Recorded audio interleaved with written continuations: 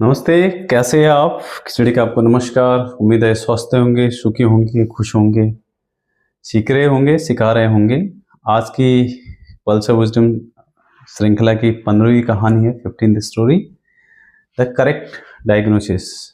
सही निदान। सही निदान करना एक विज्ञान है।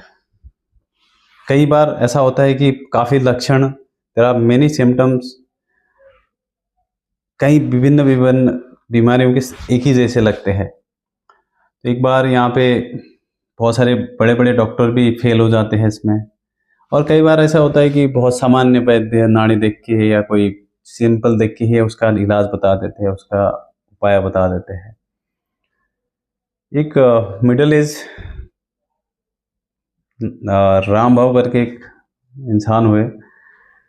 उनको कुछ कभी सर दर्द होता था, है ना, कभी कुछ होता था। तो एक बार वो डॉक्टर के पास गए। उन्हें कुछ अपने हिसाब से उन्होंने कुछ ट्रीटमेंट बताया, थोड़ा रिलीफ हुआ। फिर अगले हफ्ते बाद फिर वही लक्षण आने लगे और इस बार कुछ ज़्यादा आने लगे, शरीर में झुंझुनाहट भी आने लगी। फिर स्पेशली किसी और डॉक्टर के पास गए, उन्होंने कुछ रिकमेंडेशन किया, फिर आराम करने को बोला 1 हफ्ता। उन्होंने आराम रिलीफ हुआ, फिर से चीज़ें आने लगी।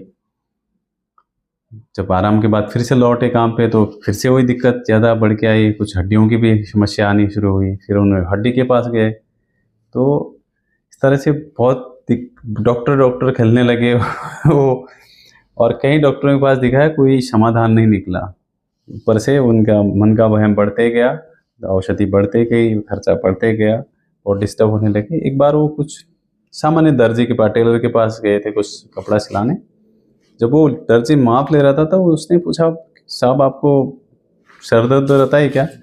वो बोले हाँ। वो बोला आपके गर्दन में दर्द रहता है? बोला हाँ। आपके झुंझुनाहट होती शरीर में? बोला हाँ। तो उसने बोला तुम क्या डॉक्टर हो क्या? उसने बोला नहीं, मैं कोई डॉक्टर नहीं हूँ, मैं सामान्य एक टेलर हूँ, दर्जी हूँ। तो बट तुम्हें ये सब चीज़ें कैसे पता? तो उसने बोला कि देखो साहब, ये जो टाइट कलर पहना है ना, इसकी वजह से ये सब चीज़ें होना सामान्य है। मैंने कई लोगों को जानता हूँ ऐसे, और उसको राम भाव जी को उनका समस्या का समाधान मिल गया। तो करेक्ट डायग्नोसिस आप कैसे कराते हैं, कब कराते हैं और क्यों कराते हैं? आपने क्या सीखा इस कहानी से? अपनी प्रतिक्रिया हमें देते रहिए और अपना प्यार आशीर्वाद बनाए रखिए। फिर से किसी और कहानी पे मिलेंगे। धन्यवाद।